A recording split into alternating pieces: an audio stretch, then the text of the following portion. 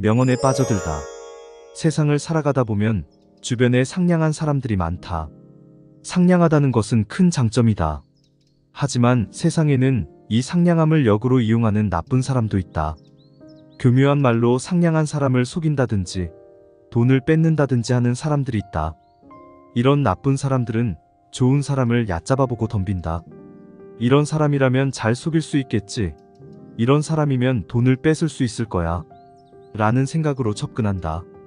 좋은 사람이라면 바로 이럴 때 이 속셈을 눈치챌 수 있는 머리 좋은 사람이 되어야만 한다.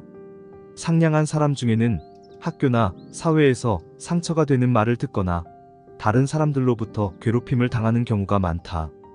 이는 상대가 당신을 보고 이 사람이라면 뭐라도 말해도 괜찮을 거야.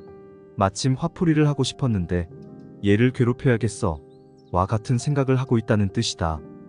당신과 같이 착한 사람은 이런 심술궂은 사람들에게 절대로 무시당해서는 안 된다.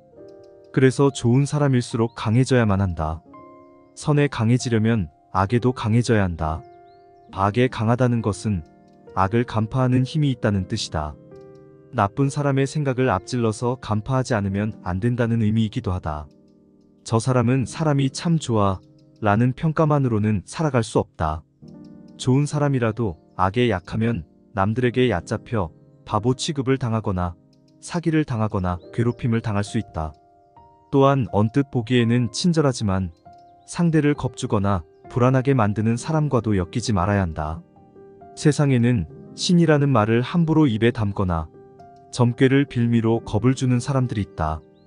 그리고 그들과의 대화는 대부분 그러니까 지금 이걸 사지 않으면 큰일이 난다라고 한다. 당신에게 필요 이상으로 겁을 준다는 것은 무언가 자신에게 이득이 있다는 뜻이다. 그러니 그런 겁주는 이야기가 나오면 이상하다 여기고 그 속셈을 간파해내야 한다.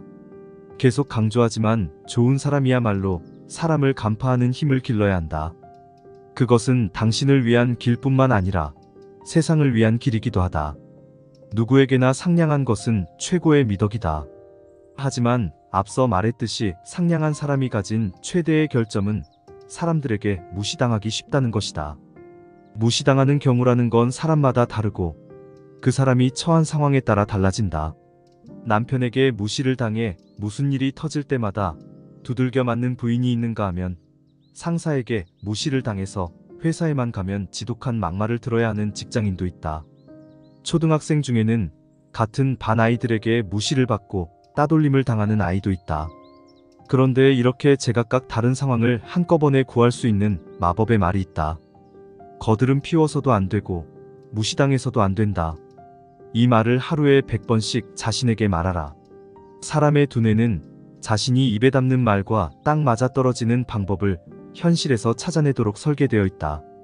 당신이 무시당하면 안 된다고 말할 때마다 뇌는 엄청난 속도로 회전하면서 어떻게 하면 무시당하지 않을까를 생각하고 그 방법을 찾아낸다. 남편에게 맞던 부인은 아이들을 데리고 집을 나가는 방법을 생각해낼지도 모른다. 상사에게 욕세례를 받던 사람은 더 이상 욕먹지 않게 실력을 늘리는 해결책을 떠올릴지도 모른다. 좋은 사람이 무시당하는 원인 중에는 벌벌 떠는 파동을 낸다는 점이 있다. 남들한테 미움받고 싶지 않고 상대방의 기분을 상하게 하고 싶지 않다는 생각을 하느라 그 사람의 몸에서 항상 벌벌 떠는 파동이 나오게 되어 있다. 그리고 실제로 이런 벌벌 떠는 파동을 알아채고 깔보면서 덤비는 사람들이 나타나게 되어 있다. 이 파동이 나오지 않게 하려면 모든 사람으로부터 사랑받지 않아도 괜찮다는 마음부터 먹어야 한다. 좋은 사람은 모든 사람에게 상냥하고 싶고 모든 사람에게 사랑받고 싶어하는 경향이 있다. 하지만 그것은 큰 착각이다. 자신과 맞지 않는 사람에게도 상냥히 대하고 친하게 지내야만 한다면 그것은 대단히 어려운 일이다. 나와 파장이 맞는 사람들하고만 즐겁게 지내기도 짧은 인생이다. 또한 좋은 사람 중에는 나는 평범한 인생이 좋아. 이 이상 문제를 일으키지 않고 조용히 살고 싶다고 생각하는 경우가 많다. 하지만 이런 생각들이 벌벌 떠는 파동이 되어 더 심한 문제를 불러일으키게 된다. 자기가 항상 마음속에 담고 있는 생각이 결국 현실로 나타나게 되어 있는데 벌벌 떠는 파동을 계속 내게 되면 실제로도 계속 벌벌 떨어야만 하는 현실을 끌고 올 수밖에 없다. 따라서 좋은 일을 끌어오고 싶다면 배에 힘을 주고 당당해져야 한다. 아무리 큰 일이 생겨도 괜찮다. 그때마다 나는 그 일을 뛰어넘고 영혼을 성장시키겠다. 이렇게 기합을 넣고 떡하고 버텨야 한다. 사람들은 좋은 사람에게 자주 상담을 하러 온다. 상담에는 두 가지 종류가 있다. 순수하게 고민에 관한 해결책을 얻으려는 상담이 있는 반면, 상담이라고는 하지만 자기 넋두리와 푸념을 누가 좀 들어달라고 하는 상담이 있다. 만약 상대가 당신에게 넋두리와 푸념을 늘어놓고 본인은 속이 시원해지고 정작 이야기를 들어주는 당신은 피곤해서 녹초가 된다면 이는 당신의 에너지를 상대에게 빼앗기는 꼴이다. 상대는 당신으로부터 에너지를 뺏어가 자신의 마음을 채움으로써 이야기를 하기 전보다 생기가 돈다. 이것은 상담이라는 이름의 에너지 도둑이라고 할 수 있다. 상담을 받은 본인은 자신이 상대의 에너지를 도둑질하는 줄도 모르고 이런 행동을 계속하게 된다. 하지만 당신은 자신의 소중한 에너지를 상대에게 퍼줄 필요가 없다는 것을 반드시 기억해야 한다. 상대가 불평이나 푸념을 하고 있을 뿐이라면 단호하게 거절하라. 좋은 사람일수록 에너지를 뺏기기 쉽기 때문에 항상 주의해야 한다. 인간관계에 있어서 다른 사람이 생각대로 되지 않을 때가 많다. 이렇게 다른 사람이 생각대로 되지 않는 경우에 화만 내거나 그 사람을 꼭 바꾸겠다는 의지를 가지는 경우가 있다. 그런데 어느 경우에도 바꾸고 싶은 상대가 절대로 바뀌지 않는다는 점을 명심해야 한다. 원래 사람은 다른 사람이 바꿀 수 없는 존재이기 때문이다. 자신을 바꿀 수 있는 건 자기 자신뿐이다.